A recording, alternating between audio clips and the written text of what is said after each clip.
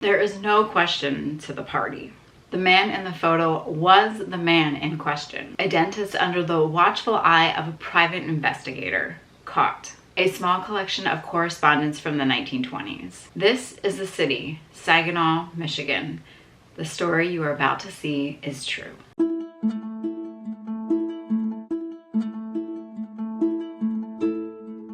The wedding of Edna Heisey and Dr. William Greenwood took place on a December evening in 1907. The groom was a young dentist who had big plans to open a practice in the city of Detroit. Until that occurred, Dr. Greenwood held his practice in the town of Saginaw. The couple would start their family in 1913, with their last daughter being born in 1921. Raising a family and dealing with the death of a child, little else is known about the years leading up to 1924. December 27th, 1924. The first letter. The gentleman in question checked out of the Library Park Hotel on December 20th and left no forwarding address, and it is probable he is now in Saginaw.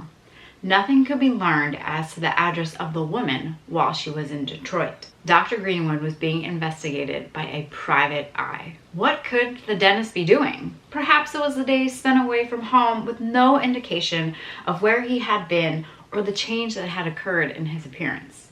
Regardless, the dentist's wife Edna was going to find out what was going on with the help of a private eye. Detective Hugo Louis Orth took on Edna Greenwood's case for a $50 starting retainer, then $8 per day plus expenses. This retainer was somewhat difficult for Edna to gather up, as Dr. Greenwood controlled the finances, with Edna just merely getting her housekeeping allowance. Edna's sister, Azalea, would handle the correspondence with Detective Orth, so as not to arouse any suspicion at the Greenwood home. February 1925. The doctor was away for a month on business. Letter dated March 24th, 1925. Dr. Greenwood was home for the first time in a month, on Sunday, so she went through his pockets Sunday night and found his professional card where he has started another office at the corner of Dix and Junction Avenues. He wouldn't give her any satisfaction as to where he was staying, so she is suspicious that he has living quarters at the office. She would like to have you go out there and see if Mrs. Braley is in the office and if there are living quarters there. Mrs. Braley, the other woman. Ethel Braley was married in 1915 and petitioned for divorce in July 1925, with a divorce granted in February 1926. Where does Mrs. Ethel Braley fit in at the office? Well, the beauty shop that she worked at, the Colleen Beauty Shop, had the same address and phone number as Dr. Greenwood's office in Detroit. Why was that? Well, the detective discovered that the dentist's office and the beauty shop were in the same room, merely separated by a curtain. Letter dated March 26, 1925. Detective Orth to Azalea. My lady friend made an appointment for a wave for Saturday, and as both the lady and the doctor seem very easy to become acquainted with, I would suggest that we both go there, and while the lady is having her hair waved, I may be able to get a lot of information from the doctor, and she may get some from the lady. What information came from this salon appointment? It was discussed that the doctor wanted to get an apartment in the neighborhood, and the lady operator, Ethel Braley, could then room at the apartment. Anytime the detective and his lady friend wanted to go out, the doctor and beauty shop lady would be more than happy to join. The wallpaper in the doctor's office? Well, Ethel picked it out herself, both at the Saginaw and Detroit office.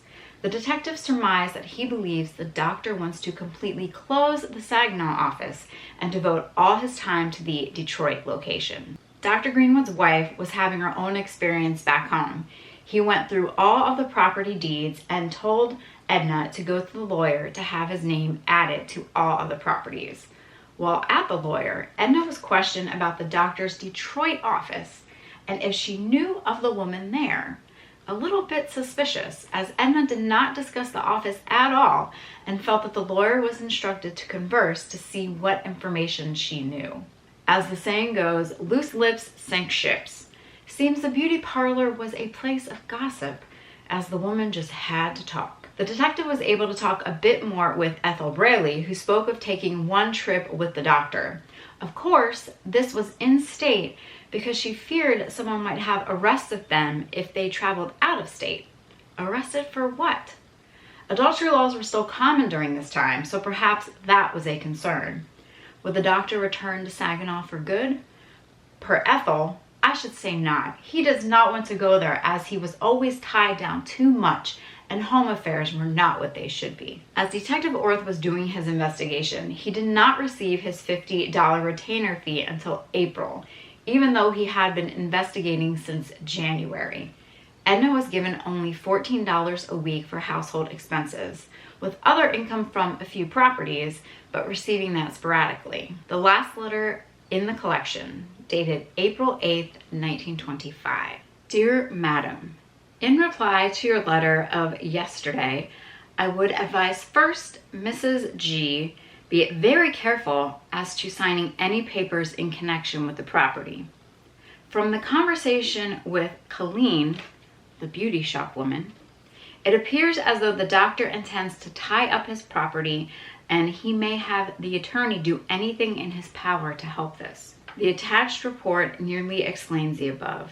I would suggest that you not let anybody but your own people know about the investigation, as it may leak out and kill all chances for any information. This work must be kept quiet in order to secure the best results, and now that these people are warming up, I will, no doubt, get what we are after.